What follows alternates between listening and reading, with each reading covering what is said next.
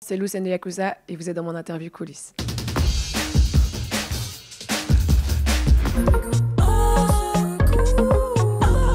La vie ne fait pas de cadeaux.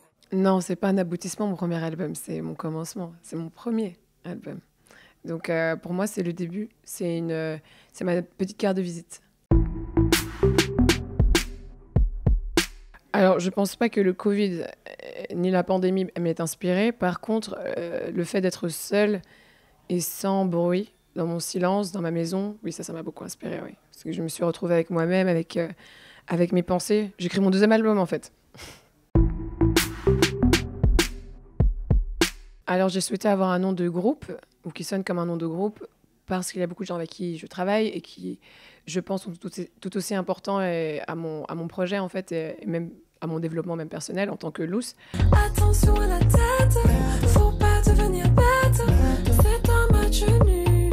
Le mot signifie perdant en japonais, et c'est un mot qui est utilisé, long story short, je fais vraiment l'histoire abrégée, c'était un mot qui était utilisé pour en fait définir les gens qui étaient en marge de la société, et j'ai toujours été très attachée et très attirée par les gens marginalisés, les gens un peu sur le banc de la société, et c'est je pense le cas de ma communauté aussi, un peu beaucoup, les Noirs, et c'est un mot qui m'a parlé en fait. Mon nom veut dire loup, c'est les losers, mais c'est ceux qui sont considérés comme des losers. Donc pour moi, ce sont les gens spéciaux, les gens intéressants, les gens uniques, individuels, qui ont une individualité en fait assez puissante. Et c'était comme à l'école, quand on était en classe, il y avait le groupe des populaires et le groupe des nuls. Genre, moi j'aimais beaucoup plus les nuls. Ils étaient beaucoup plus intéressants, ils étaient beaucoup plus... Dans toute leur étrangeté, ils étaient en fait beaucoup plus intéressants. C'était pas des moutons, c'était pas des gens qui suivaient. Et je me suis toujours pu se retrouver dans cette façon de penser. Eh ben, j'adore l'Italie déjà parce que j'adore la musique italienne, parce que j'écoute de la musique italienne depuis toujours à cause de mon père, beaucoup de musique classique. Et aussi actuellement, j'écoute beaucoup de chanteuses comme Mina ou Loredana Bertè, ou plus récemment Da Supreme, Gali. Sono sotto come con i Black Magic. Non mi fermo, sembro rapper con i piedi. Scappa limitata, tutte cascano ai miei piedi. Sfera. J'écoute beaucoup de musique italienne en fait finalement. Mais en fait c'est le grand amour, je ne sais pas pourquoi, c'est comme ça. Je pense que la musique est faite de plein de mystères et le peuple italien était le premier à m'adopter et je pense que je ne l'oublierai jamais. L'accueil qu'ils m'ont donné est incroyable. Ils m'ont accueilli comme si ça fait des années que je suis là quoi. Ça fait du bien. Je reçois des te amo every single day still.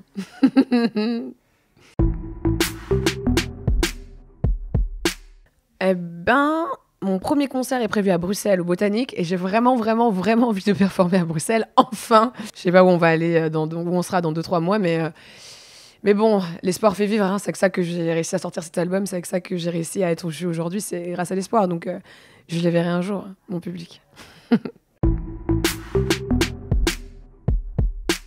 Si 2020 était une chanson, ce serait la chanson de Mina qui s'appelle Ti meriti l'inferno. Clairement, cette année mérite l'enfer. Ti meriti l'inferno, la rabbia il suo tormento.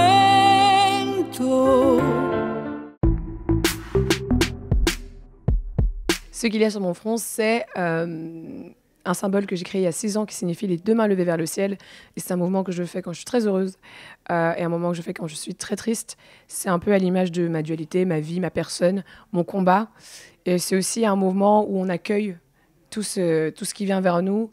Et je pense que la première étape pour aller quelque part dans la vie, c'est d'accepter où on est dans le présent pour avancer dans le futur. C'est ma philosophie, c'est ma spiritualité aussi. C'est un rappel que tout vient d'en haut pour moi aussi, qui suis très croyante et c'est mon petit pense-bête, c'est pour que j'oublie jamais de garder les pieds sur terre, mais de toujours regarder dans les étoiles.